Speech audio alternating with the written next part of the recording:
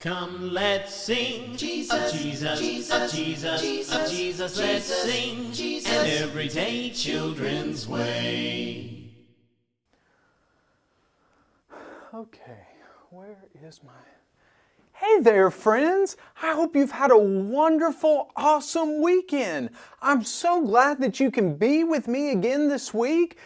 All this week, really, I've been outside of my house. I've been traveling for so many times, but I felt like it was time to come home.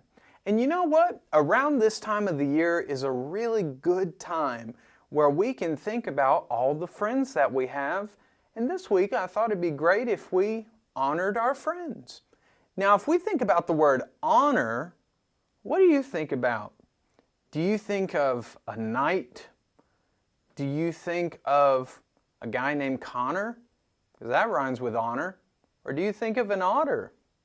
No, when we're talking about the word honor, what we're talking about is our respect or us looking up to someone for something great that they have done.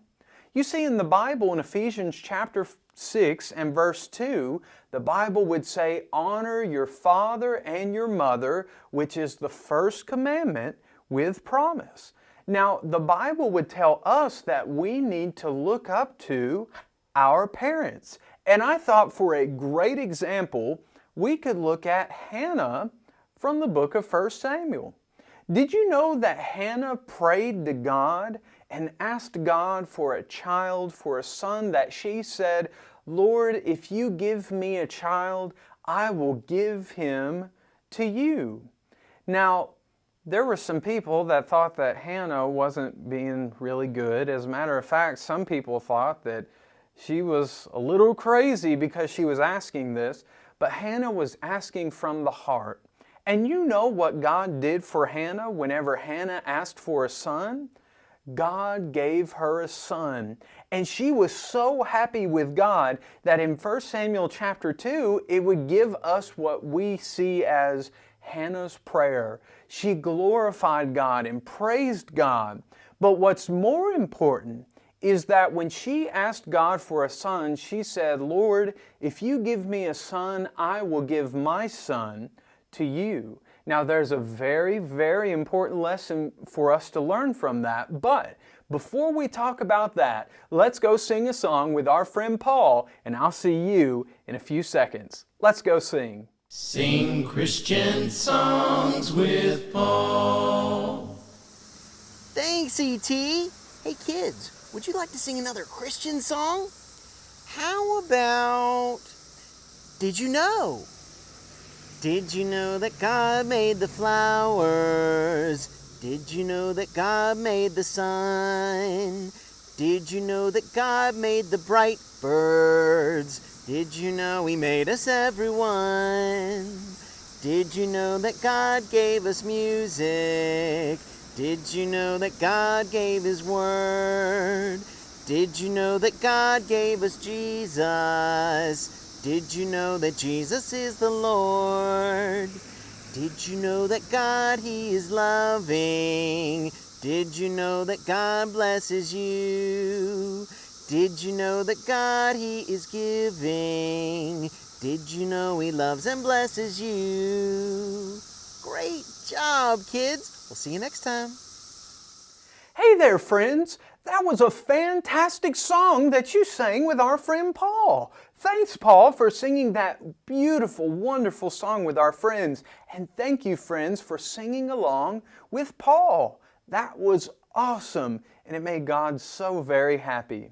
Now, when we left, we were talking about the Bible character known as Hannah. She was a woman who didn't have any children whatsoever. But when she prayed to God and asked God for a child, she also made a promise to God. God, if you give me a son, I will give my son to you. And it's interesting in chapter 2 that when Hannah had her child, she named the child Samuel. Hence the name 1st and 2nd Samuel for the books in the Bible. Now, what's really interesting is the way that Hannah gave Samuel to God.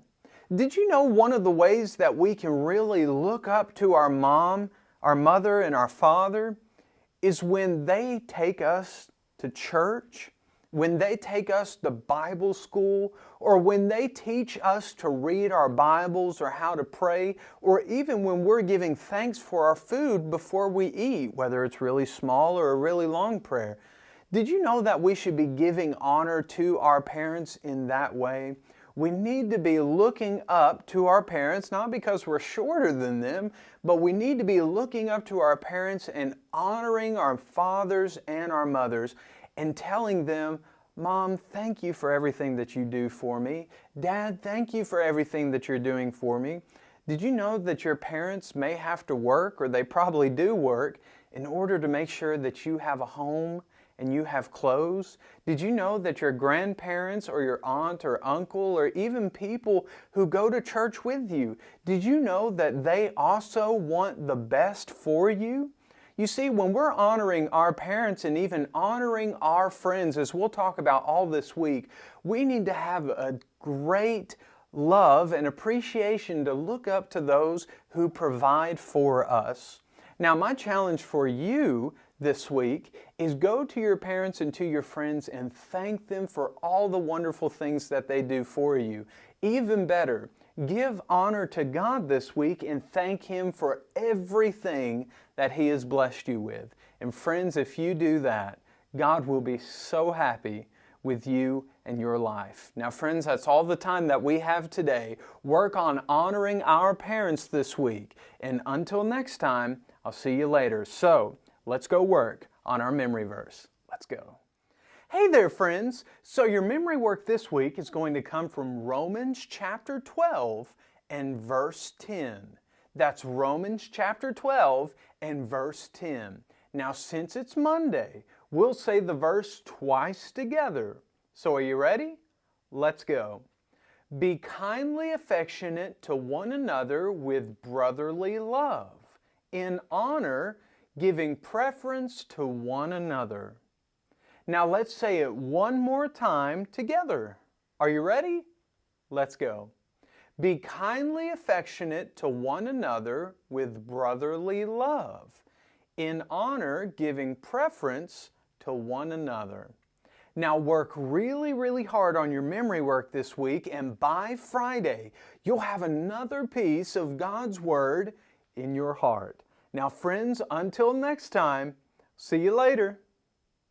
Come, let's sing Jesus, Jesus, Jesus, Jesus, Jesus. Let's sing an everyday children's way.